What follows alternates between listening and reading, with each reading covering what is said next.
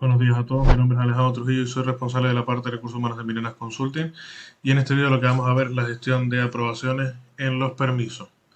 Para ello deberemos irnos a la parte de configuración, ver todos, buscar el módulo de permisos y en este caso irnos a la parte de las aprobaciones. ¿Vale? Aquí lo que haremos será agregar un aprobador, le pondremos una denominación a esta configuración y aquí añadiremos los criterios. Y los criterios pueden ser o bien por departamento, o bien por ubicación, o bien por responsable, o bien por cualquier categorización que nosotros tengamos en la parte de empleado. ¿Vale? En este caso yo voy a seleccionar la parte de ubicación, contiene España.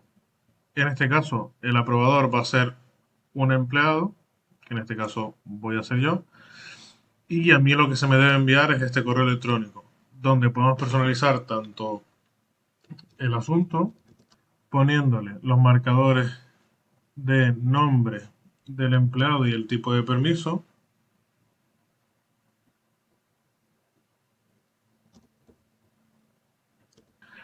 Y aquí podemos personalizar en editar el contexto de la plantilla.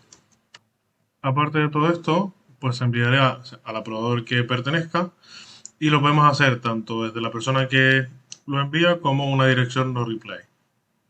Le daríamos a agregar y ya tendríamos la aprobación hecha. ¿Vale?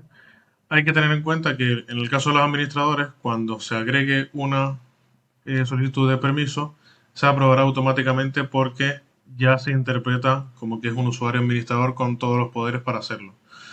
¿Vale? Entonces hasta aquí sería como se configuraría una aprobación y en este caso para aprobarla simplemente tendríamos que ir a permiso, agregar solicitud, pinchar cualquier tipo, ¿vale? Y en este caso le daríamos a enviar.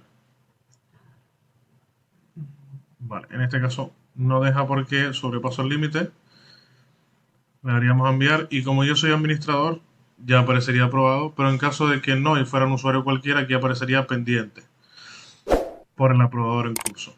¿Vale? Y así sería como se configura la aprobación dentro del módulo de permiso.